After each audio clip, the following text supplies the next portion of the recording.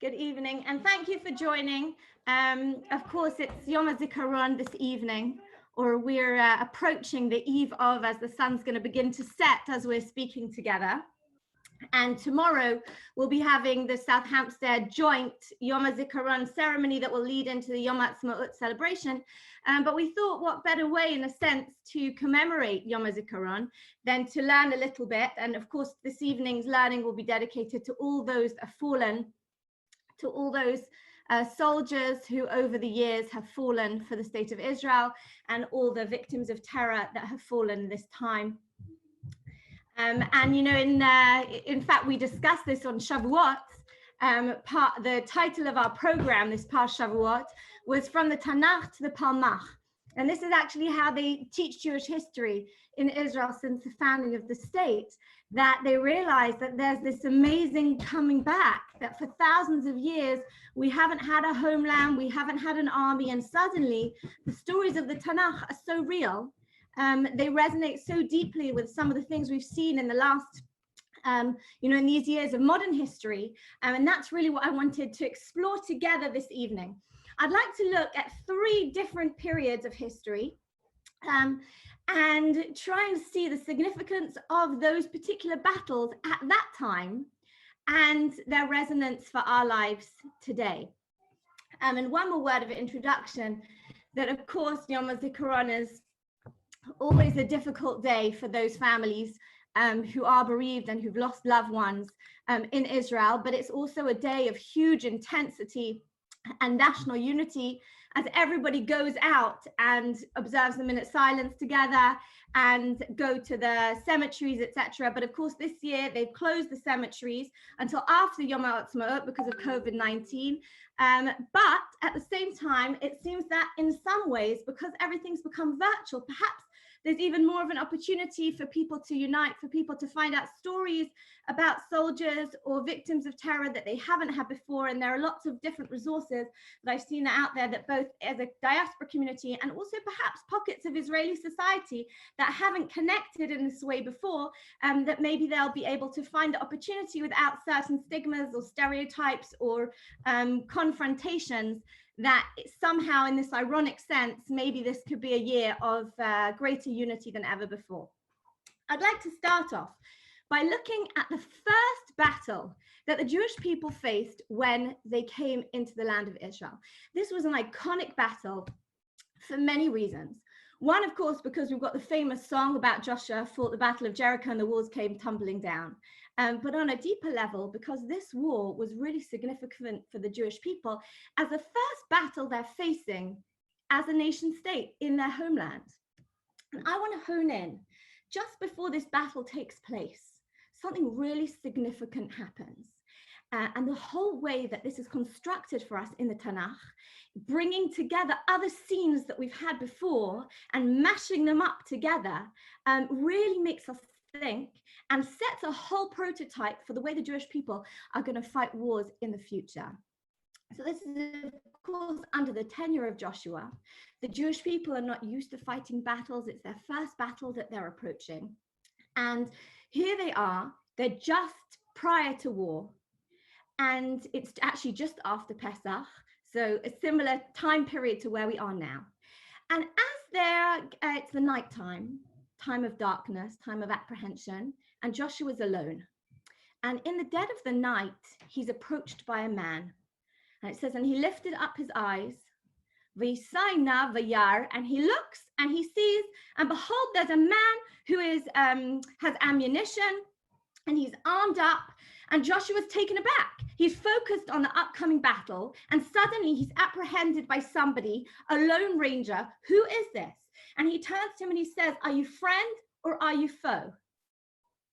And the man says to him, I am the officer in chief of God's army, and I've come to greet you in advance of your upcoming war. And then he says to him, take your shoes off, because this is holy ground. And Joshua takes his shoes off and he bows down and they have a conversation. Now, this meeting is critical for two reasons, to my mind. First of all, because it comes at this juncture in time, and there seems to be within this whole story this fluctuation between the spiritual and the physical. Joshua is suddenly gearing up for all the physical side. Those of us who studied together before Pesach, it's fresh in our minds how the manna had just stopped. They're now moving into a different phase where they've trained as an army. They're going into a physical mission. And suddenly the story is taken over by talking about angels and men of wonder, who yet don't totally appear as such. And then, of course, the whole battle with Jericho isn't traditional warfare. They're then told, oh, have your Kohanim. The Kohanim are not the leaders of the army. They're the spiritual leaders. They should be the ones at the front, and they should carry the ark, and they should blow the shofar, and you're going to just go round the city once a day, each day. And of course, this is all about numbers. They're going to go round once a day for 7 days. And on the 7th day, they're going to go round 7 times. And it's at that moment that, of course, the walls are going to fall down. None of that is about physical battle. There is part of it is to do with psychological warfare and the morale in battle. That's all to do with a spiritual side that's going on. Shofars, Kohanim, angels appearing. And yet, the Jewish people are trying to be weaned off miracles. The whole point of this battle was you're now in Israel. You need to have an army. You need to fight. They've sent spies like any kind of normal military mission. So this angel coming seems to somehow bring together, fuse together the two parts of the narrative between the physical side and the spiritual side and how battle in Eretz Yisrael should appear. The second thing that's interesting to my mind about the scene is it brings to bear two meetings that have happened in history. And of course, Joshua writes his own book, and he knows the whole of Torah by heart and the stories that have come before. And he wants the reader to be cognizant of other times that he's trying to draw our attention to. When else was somebody told, take your shoes off because this ground is holy? At the burning bush. Exactly. Moses at the burning bush. And so we've got this kind of like a deja vu copy of what happened with his predecessor, Moses, when Moses was tasked with his divine mission to go and save the Jewish people from Egypt. Now we've got different imagery here. Over there, you had a bush that was on fire and yet was not being consumed. And this was what made it stand out. And it was God's way of saying, I will be with the Jewish people in their difficult time. They will be resilient. It might be difficult for them. There will be fire, but they will not be consumed by the fire. At the same time over here, it feels very different. Now the Jewish people feel strong. They're excited. They're moving towards a destiny, not away from something, but towards something. They're being given a similar message by the angel coming and having a similar encounter with Joshua as with Moses. First of all, Joshua is asserting the leadership. He's being given the pedestal that his predecessor Moses had. But significantly, in advance of this battle, they're being told, battle, God is with you as much when you're on the battlefield as he was with you when you felt like you were the underdogs, you were the oppressed. In your moments of glory, it's going to be about understanding the fusion that's happening between your faith and between your might. There's another scene, though, that this also brings to bear, and that is another time that one of our patriarchs faced somebody in the night. He didn't know who it was. He didn't realize that this was the divine. Yaakov Avinu. Yaakov. Exactly. Yaakov Avinu. Rafi, you're about to say that as well, right?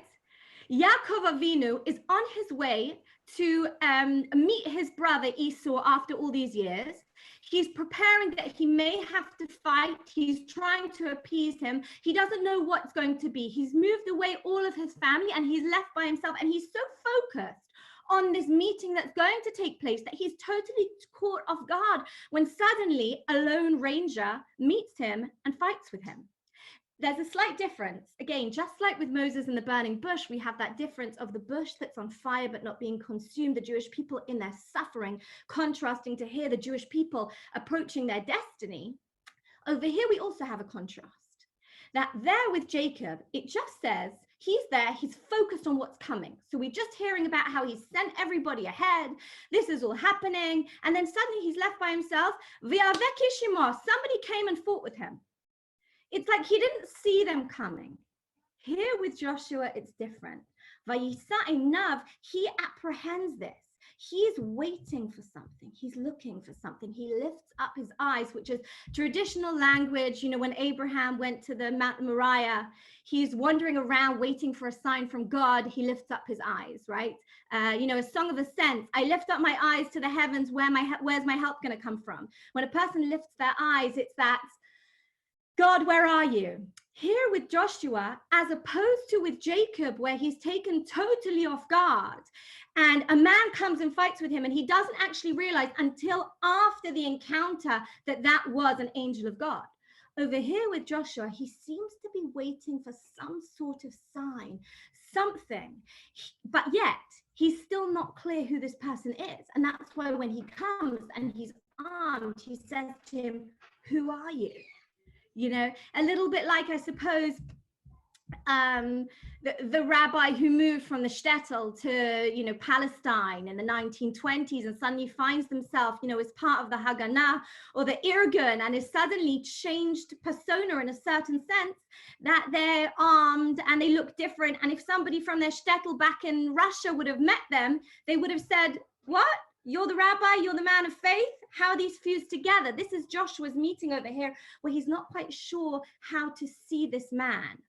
And the man has to say to him, I'm the officer of God's army. So what's the significance of all of this? And of course, it's highly significant that this is everything stops before they go to their first battle, as a prototype for telling the Jewish people of that time, this is how you have to see any battle that's going to happen in the land of Israel. That here they're being told God is with you in battle. So much so that the angel that appears to you right now appears like a soldier in their madim, in their uniform, armed. And that's going to be their appearance. But there's something else as well, which is that it's not going to always be so easy to tell the difference between what's the physical might of human beings and what's the help of God. It happens to be that in this first battle, there's going to be a lot of miracle because walls are going to miraculously come tumbling down. But this is only the first battle in many, where gradually, the Jewish people are going to be doing more and more for themselves. And ultimately, the message of this angel is, just like even Joshua wasn't sure who he was, that as you come to approach battle, you're not always necessarily going to see the hand of God. But like Joshua lifts up his eyes and searches, you need to look for it. You need to try and find the fusion, because that will be Jewish battle. It's going to have to be the fusion of a faith system together with the physical fight that meets you as you look towards the road ahead. And so very artistically, this meeting of the angel both shows us exactly where the people are up to in terms of their faith, understanding how to see God within a natural world where it isn't always going to be so clear, and also showing them how, whilst all of this feels so new, that in the land of Israel, no one's ever done this before. Our parents were just, you know, the refugees who had come from Egypt. Actually, Moses had a similar encounter. Yes, it might have been different, or God might have promised the people he would be with them in their suffering. Sometimes it's easier to see God within suffering. Realize that God's also with you in your might. And also realize that this isn't something that's totally new, but actually it's coming home. Jacob in the land of Israel, as he's coming back, also saw that angel. And by bringing to bear those two images for us, it connects us back with the continuum of Jewish history, that whilst everything feels new, actually, as King Solomon said, nothing's really new under the sun. So this is our first battle, that of Joshua, which seems to be, you know, something that I'll just give one small example from modern history that resonates for me.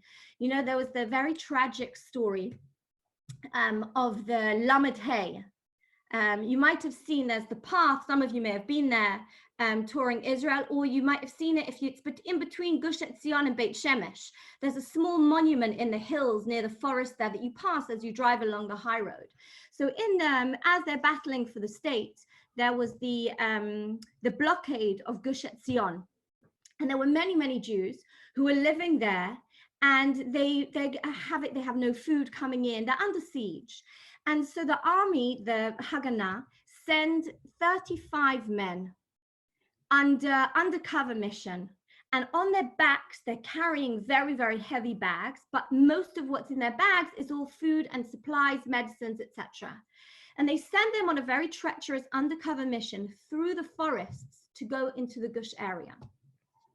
And unfortunately, they meet, actually on their way, they met two women who were chopping wood for fire, and they helped the women. And it could be that in that moment was when they were exposed, and they then went and called all the neighboring Arabs who came, and essentially there was a lynch, and all 35 were killed.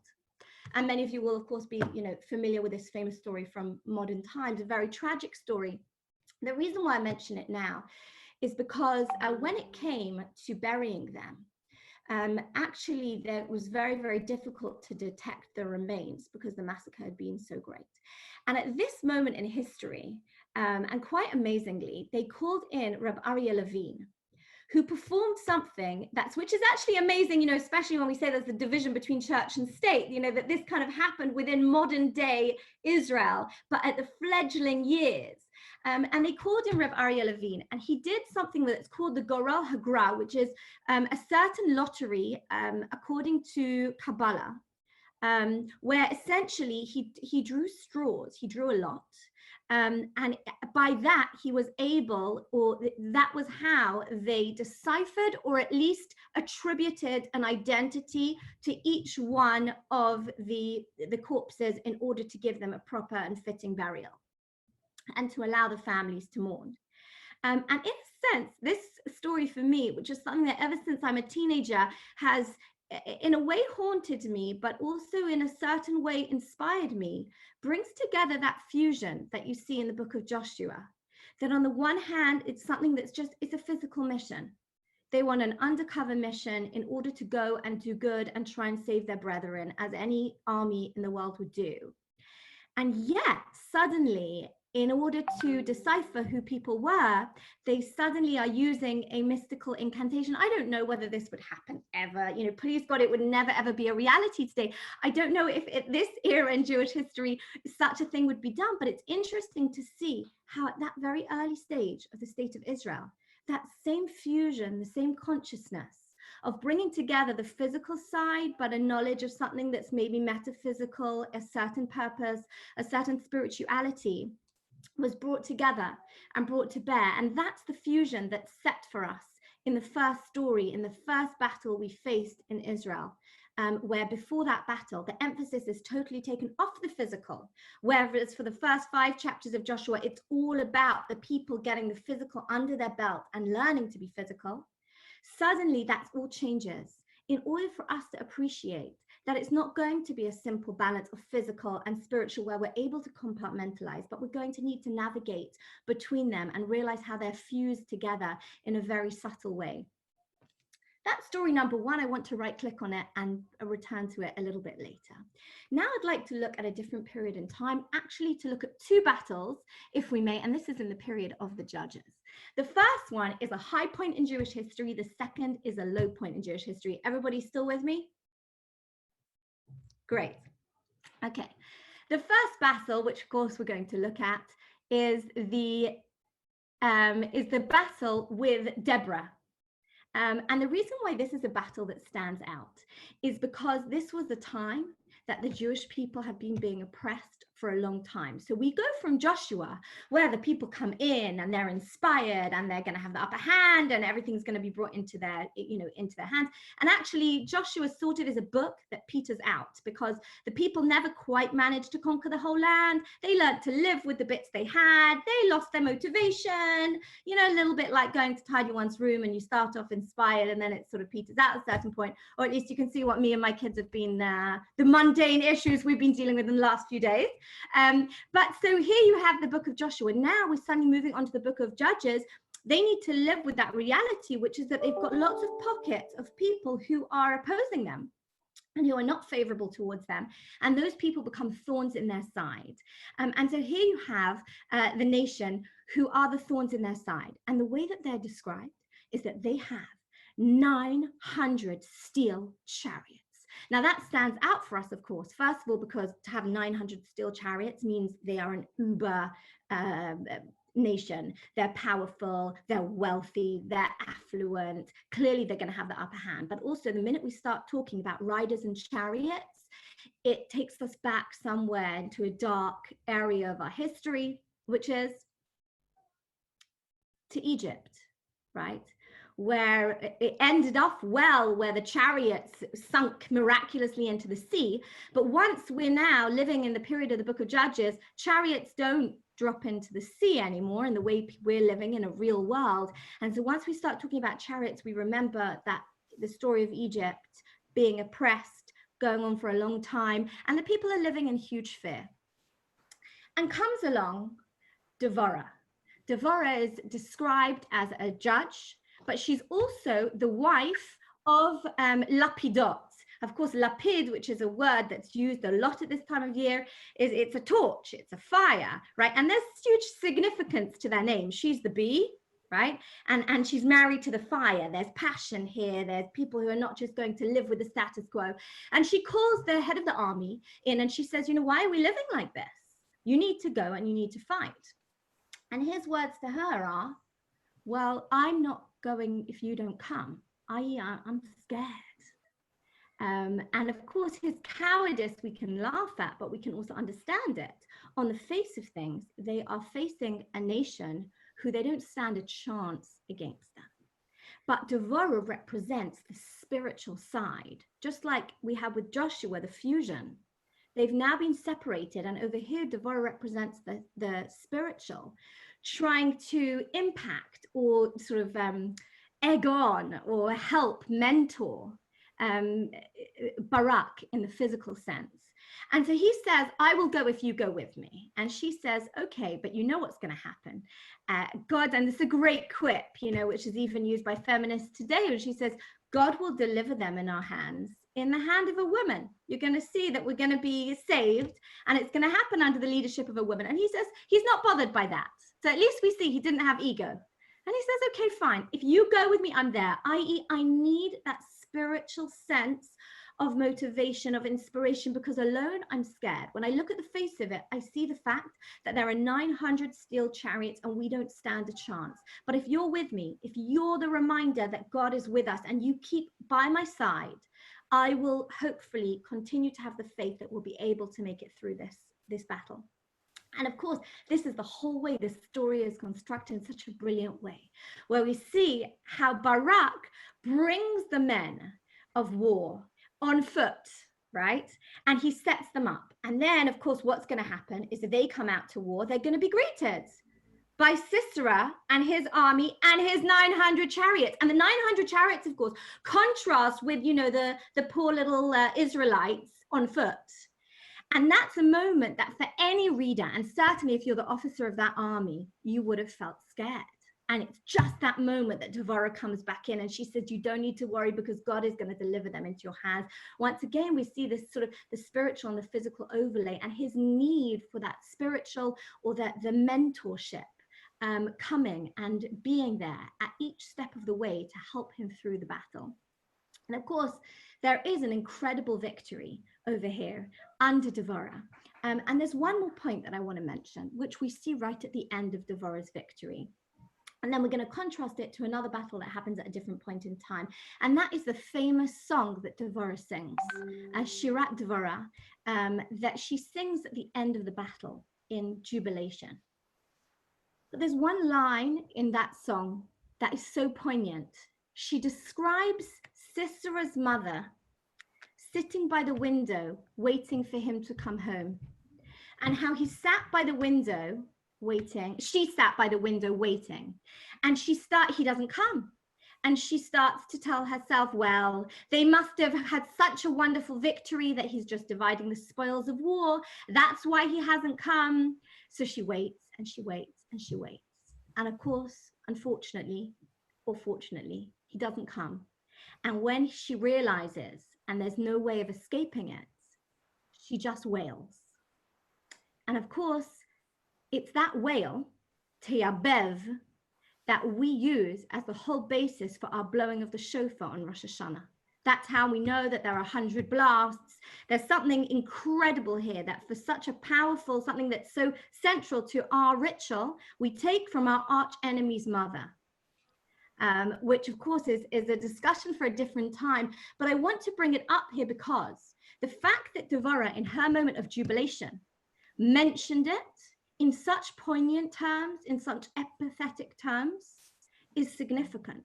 It shows the importance of rejoicing at the end of battle, and yet also still having empathy for mothers who've lost sons, and for somebody who may be an arch enemy, but at the end of the day, they're still people with relationships with families. And of course, there's a certain poignant tone there that, especially now on Yom HaZikaron, for any families that are bereaved, if they would read this line about Sisera's mother waiting at the window, giving themselves all kinds of messages of hope of what it could be, why they haven't come back, it's something that's so real and haunting for so many people. And ultimately, I think what it does is it underscores the fact that bereavement is bereavement. It doesn't matter what side you're sitting on. And you see that in the moment of wisdom, at Devorah's greatest joy in her own victory, the recognition of somebody else's loss. And once again, the connection back to Egypt, that this story, which of course brings back Egypt on so many levels, with the chariots, with Sisera, who's this great, mighty man, just like the Pharaoh was.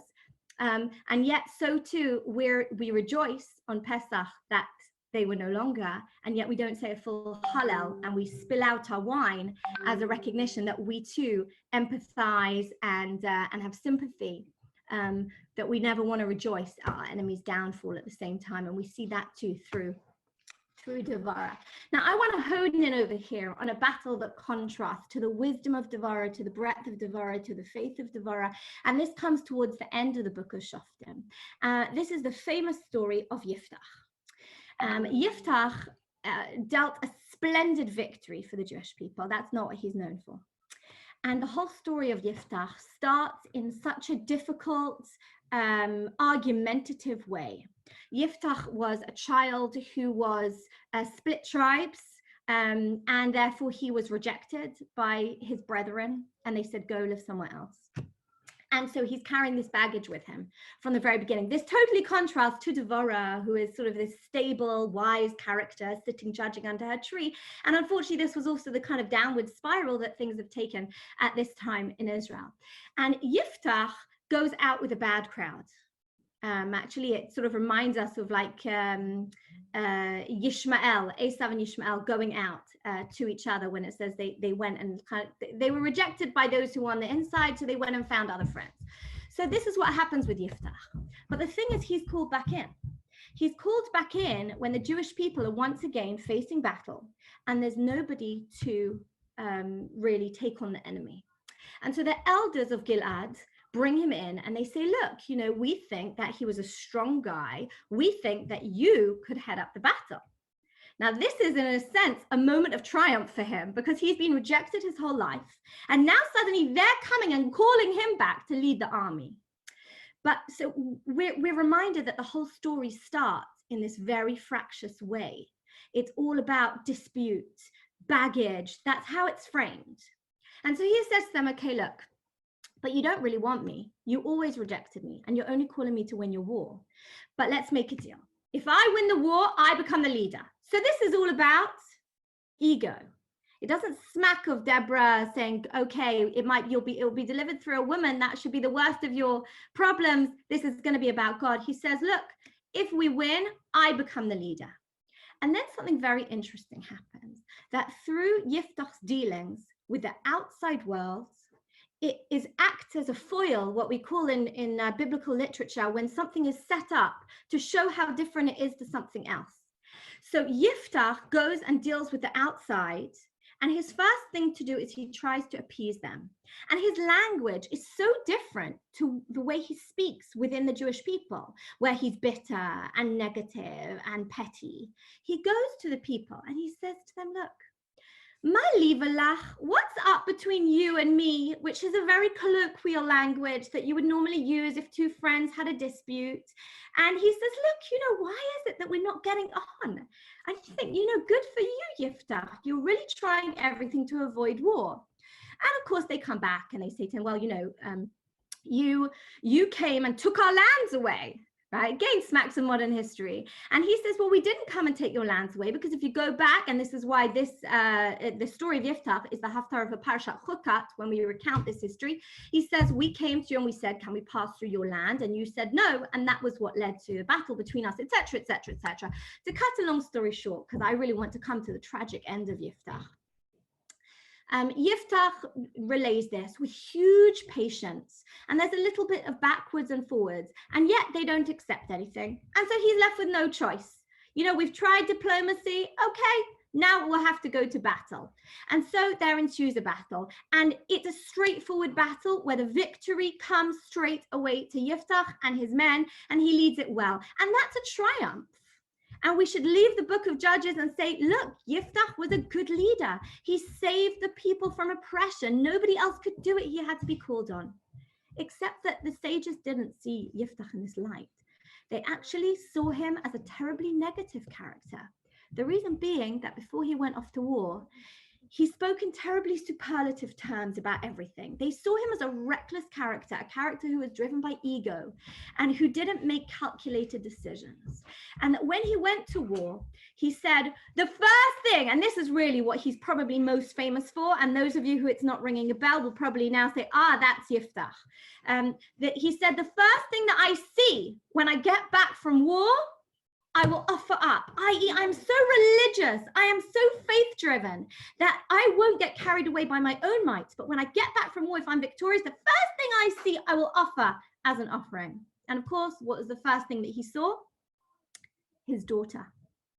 His daughter comes out to him and she wants to, congratulate him, and everybody's come out with musical instruments.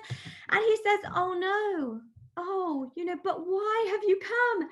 And he tells her, look, I made this terrible oath that I would sacrifice whoever came out. And she says to him, and so she then says to him, give me 2 months. Give me 2 months. I'm going to go and cry with my friends in the mountains. And this is her tragic end. But she went and lived alone. That was considered the sacrifice to the end of her days. And then something else happens in the life of Yiftach, which is the double tragedy. And then I want to try and understand what exactly is going on here and how this contrasts to the golden era of Deborah that we've seen, and of course, the significance for us today. The second ending to the story of Yiftach is that just like his beginning started with total rejection and friction, the tribe of Ephraim come to him and they say to him, why didn't you call us? We heard that you just had a battle. You didn't call us to come and help you. What we're looking for is that same appeasement, the same diplomacy that he used when he went to the enemy. And yet he gets totally drawn in. And instead he says, well, we came to you historically. We don't see anywhere that they came to him, but presumably it's talking about this oppression, something that's gone on for a long time, that they'd gone to Ephraim historically, and Ephraim had never come to help them. And so he says, so we knew you wouldn't come. And therefore, that's the reason why we didn't come to you now. And then the Ephraim are very upset. And it doesn't just end in a kind of let's bear a grudge or stalemate, but rather it ends up in total racism and tension and murder. That what happens is that the tribe of Ephraim become the outcasts, so much so that they had a slightly different pronunciation. So when they said a shin, it would come out as a sin, right? So whenever somebody would come to them and they would think he might be an Ephraimite, they would say to him, are you from Ephraim? And maybe the person would be scared and they would say no. So then they would say to him, well, then say Shibolet. And they would say Sibolet, because that was just how in their tongue they could pronounce the word. And if that happened, they would kill them straight away. Ethnic cleansing. And yet, this is within the Jewish people. And 42,000 people from Ephraim were killed in this horrific way.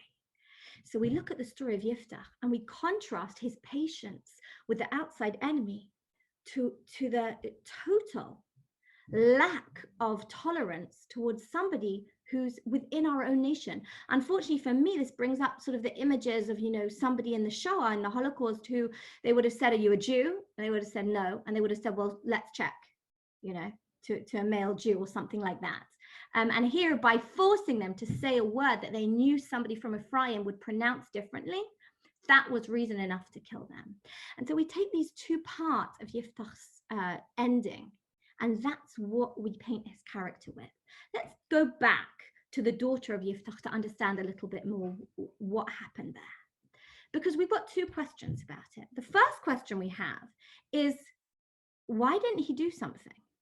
Like, really? His child came out and he said, oh, I'm so sorry, sweetie, but that means that's really the end of your life. Is that what parents should do? And secondly, where were the leadership at the time? Why didn't somebody else do something? And of course, that's the question we have really at the end of his life with the whole episode of Ephraim as well. And so with the episode with his daughter, in fact, the sages put this down to his total ego that we see from the very beginning of how he said, well, I'll come back and I will be the leader. And when he went to the other people, he said, you know, why don't you want to have peace with my country? It wasn't our country, it was mine. It was about me. And so here with his daughter, what happened? The sages say, you know, God, in fact, they use the words, which they don't use very often, but actually rather a very strong language, where they say God was really angry with Yiftach. And God said, you know, what if a pig would have come out? Would he have offered up a pig? Like, what a silly thing to say, I'm going to offer up whatever comes. He's going to offer up a non-kosher animal. So obviously, if his daughter came out, that's not somebody who's suitable for an offering. And therefore, they just saw him as a leader who lacked a certain vision, a certain clarity, a certain thoughtfulness that was so important. But they also blamed the leadership of the time, because they said, Yiftach said, I'm not going to go to the leader, to the Kohen Gadol, because why should I lower myself to go and seek his help? That would be me asking for help. But they say the Kohen Gadol also said, I'm the Kohen Gadol, who's the son of the Kohen Gadol. I should lower myself to go to Yiftach to try and help him out. And so actually they had reached this total stalemate where the whole land's just being run by people with their own egos. And that became the unraveling of society. But the story of Yiftach, I think, also draws us to another important conclusion, which is ultimately, what was the point of his victory in war if there was no unity and he slaughtered his own people? And this brings the whole question of our unity as a nation, that our land needs to be something that houses a people that are united, that are one, and that can build a nation which is based on a premise of love. And so too, we see this in our final episode, where we come to the stories in our third period of history, which are the wars that happen in the period of King Saul and King David. We have once again with them, we have the golden era of their battles, the battle of King Saul against Amalek, where he wasn't scared at all. We have David approaching Goliath, where everybody else is scared. And he says, well, look, if God saved me from the lion, then I'll be fine. And then we go to the darker days, the scarier days. And most of this is overshadowed by the fact that King Saul became very jealous of David, to the extent that he put 3,000 soldiers chasing him around the areas of Ein Gedi, and in the caves there, hunting for him. Whereas actually he's facing existential threat from the enemies who are surrounding Israel. And this, of course, takes over his life, takes over his whole focus, to the point that at the end of his days, when you look at this, I'm going to jump right ahead to sort of chapter 28, the very end of the book of Saul. You have the tragic end of King Saul when he comes to his end, and they're facing huge war against the Philistines. And Saul is absolutely, he's like a tortured soul. And the reason he's a tortured soul is because he feels that God's left him. Just like with Barak going back to the war with Deborah, he said, I'll go if you come with me. I need that support. I need the emotional support. I need the spiritual support. I need the mentorship. Saul has always had Samuel at his side, and now Samuel's gone, and he feels like he's not getting any kind of feedback, and he feels totally left alone, and he's really scared. And this totally contrasts to the King Saul that we've seen in the previous eras of King Saul, to the extent that he goes to a sorcerer to try and this is a famous episode of The Witch of Endor. He goes to the sorcerer to try to conjure up his spirits. And he's the one who had legislated to make it illegal to go to a sorcerer. And yet he ends up going to the sorcerer himself because he's just so desperate. And at this point, he's told, you've lost it. You're going to lose the war. You're going to die in battle. And there's this very, very scary war that takes place. And if you go today to Israel, to the Gilboa area, to Mount Gilboa, and you walk along there, especially if you go at night, you kind of really feel that feeling of trepidation that Saul must have felt going into that battle. And when we contrast that to the earlier battles, I think there's something very significant that comes out of it. And I want to try and wrap this up and then put all of our different pieces together. And that is that at this point, David, who of course, instead of working with him, Saul's been chasing him with all his soldiers. So David is a fugitive who's hiding, actually with another nation, and is locked away. And they face battle. Saul falls. His son Jonathan falls, and eventually King David, he's not King David yet, here's what's going on, and he goes and fights back, and they end up being triumphant in war. But there's been a huge cost. David's wives have been taken captive. There's been a huge tragedy within the Israelite camp. David manages to put it right, and then once the damage control is done, he stops, and he says a hesped, or a kinah, a lamentation for Saul and for Jonathan. And despite the fact that Saul had made him, he'd been running for his life for the last few years, he still had utmost respect for him and mourned him at that day.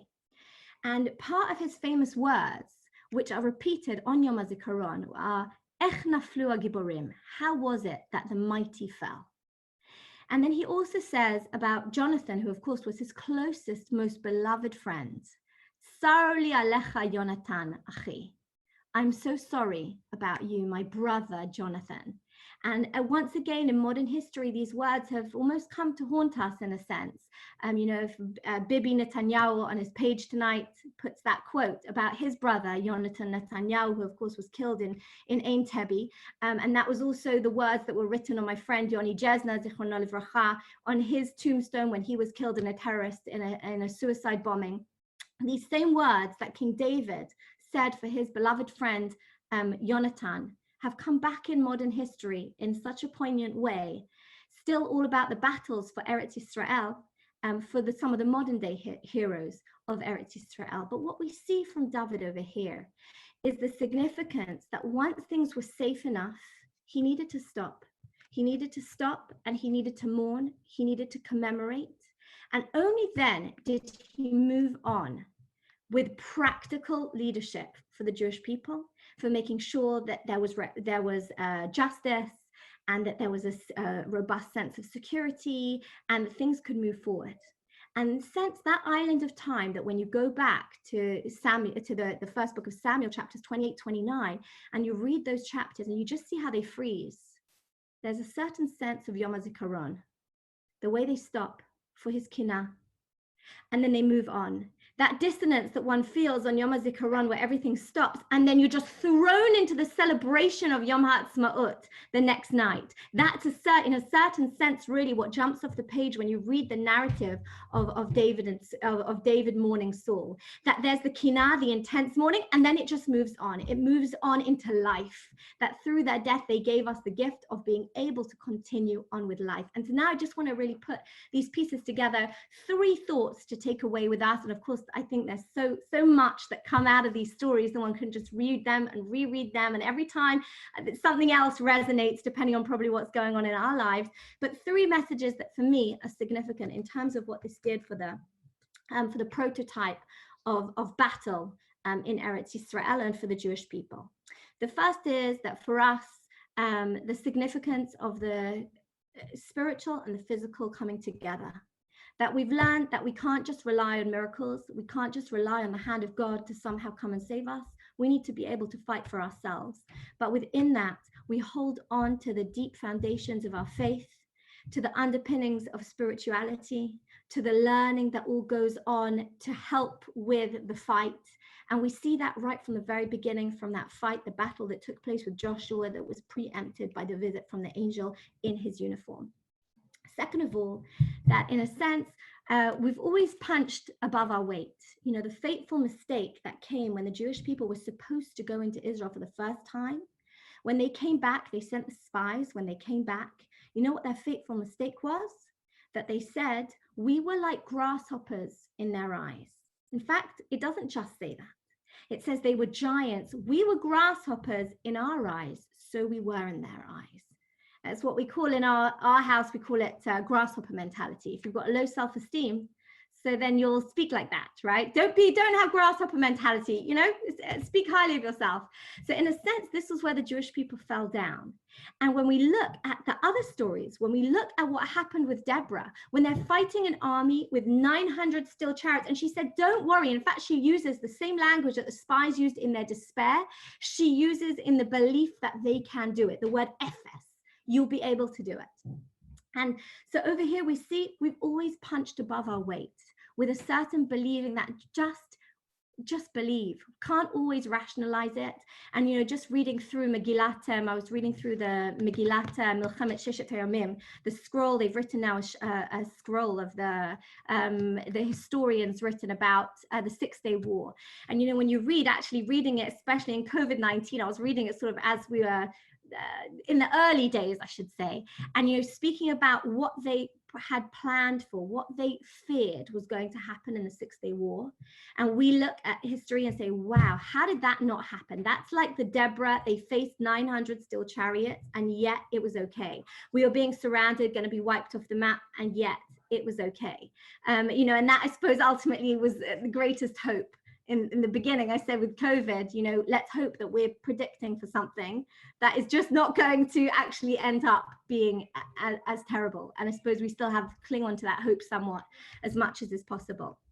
And so somehow the impossible seems to, we need to hang on to the belief that the impossible is possible. And we have seen that in so many ways, you know, with Israel over these last few years being the startup nation, etc.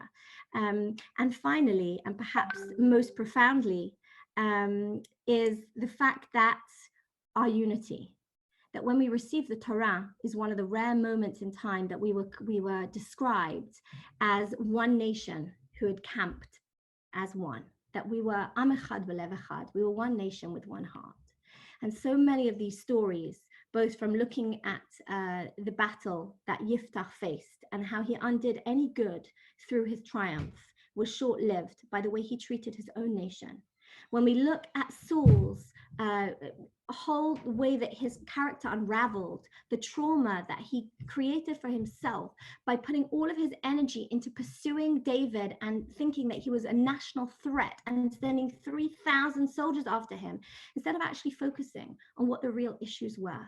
The minute that we lose focus of us being one nation and one heart, that doesn't mean we agree. It doesn't mean we look the same, we dress the same, we think the same. We might have vehemently different opinions, but the minute we lose sight of us being one nation, we undo the feeling of that unity of one land and the purpose of the battle for all those that have fallen from the Tanakh to the Palmach. And finally, Go back to that amazing description that we have at the very beginning of time, when we see the description of Jacob and Esau as children. That Esau is described as an Ishkibar, Yodeh Tzayed. He was a physically strong guy who knew how to hunt. And Jacob's described as the Ishtam Yoshev Alim. He was, an innocent guy. He was a bookworm. He sat at home and learned all day. He was your classical kind of yeshiva bacha and your soldier. And these were the two contrasts. And ultimately, they needed to be fused together. It wasn't about having one brother who did one and the other who did the other who did the other. But what Rebecca was ultimately saying to Isaac was, you need to give Jacob the opportunity. If he has to fight, he'll be able to fight, but he'll hold on to that inner core of faith. And on Yom HaZikaron, I suppose, just thinking it all through to myself, my greatest wish is that we'll go to a time where we can go back to just being an Ishtam Yoshevo Alim, that we don't need to worry about anything else except for being the people of the book. And all those lovely, innocent issues that come with that and with that internal debate. But in the meantime, it's about realizing how the two fuse together, and that on Yom HaZikaron, we mark the incredibly holy service of all those who have been the Ish Gibor. They've gone out, they've had to fight, those who've lost their lives for that fight. And that stands on the same pedestal as the holy service, together with the Ishtam Yoshevo Alim, to those who are sitting and learning. And ultimately, we hope that the two are fused together as one nation with one heart. Thank you so much for joining tonight. May their memories be for a blessing. And please, God, look forward to seeing you tomorrow at the special Yom HaZikaron Yom Ha'atzmaut ceremony.